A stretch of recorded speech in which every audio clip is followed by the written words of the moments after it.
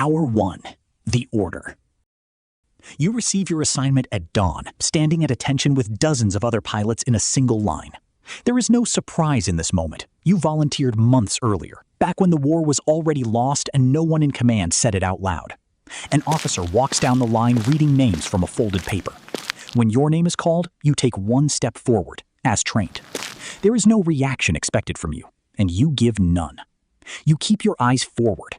Somewhere behind that stillness is a version of you that is still afraid, but it doesn't reach your face. Hour 2. The Aircraft. You're led to the airfield, where your Zero sits waiting under the early light. Ground crew work around it in total silence, loading everything into the frame, except return fuel. There's no need for a full tank on a flight with no way back. A 250-kilogram bomb is bolted directly into the fuselage, fixed in place by mechanics who avoid looking up at you as they work. You stand a few meters away and watch, hands at your sides. You've seen hundreds of aircraft prepared for takeoff in your training. This is the first time you've watched one prepared to never return. And the difference is heavier than you expected it to be. Hour 3. The Uniform. You change into a clean, pressed uniform kept aside specifically for this day.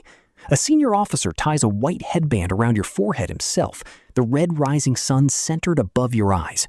This is meant as an honor, and everyone around you treats it that way. Your hands stay steady as he ties the knot. You've trained them to be steady for exactly this kind of moment, even when nothing else about you feels steady at all. Hour 4. You're brought into a small room for final instructions, coordinates, target type, formation order, timing. You're told to aim for the ship's waterline, where the hull is weakest and the damage will be worst. The officer delivering the briefing keeps his eyes on the map the entire time, never quite meeting yours. Everyone in the room understands exactly what's being said underneath the technical language, and no one says it plainly. You memorize the numbers anyway, the way you've memorized every instruction given to you since training began. Hour 5. The Walk to the Runway. You walk out toward your aircraft, past rows of ground crew standing at attention, saluting as you pass one by one. A few pilots smile for photographers stationed along the path. Command wants the footage for the newspapers back home. You try to arrange your face the same way, and for a moment, you're not sure whether the smile is something you chose or something your training chose for you. The walk feels longer than the distance actually is. Hour 6. Takeoff. Engines roar at full power, and the vibration runs through the entire frame of the aircraft. You grip the controls as the plane picks up speed down the runway, the sound swallowing every other thought. For a moment, it feels lift, and shaking stops, replaced by a strange, sudden smoothness. You keep your eyes fixed forward, on the instruments, on the horizon line ahead of you.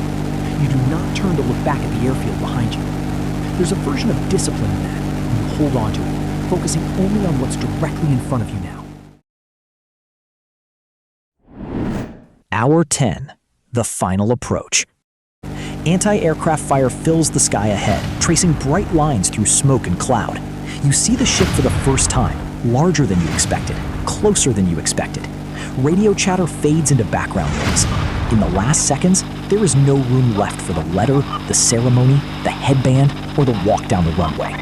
Only the target, growing larger in the windshield, filling the entire frame of what's left to see.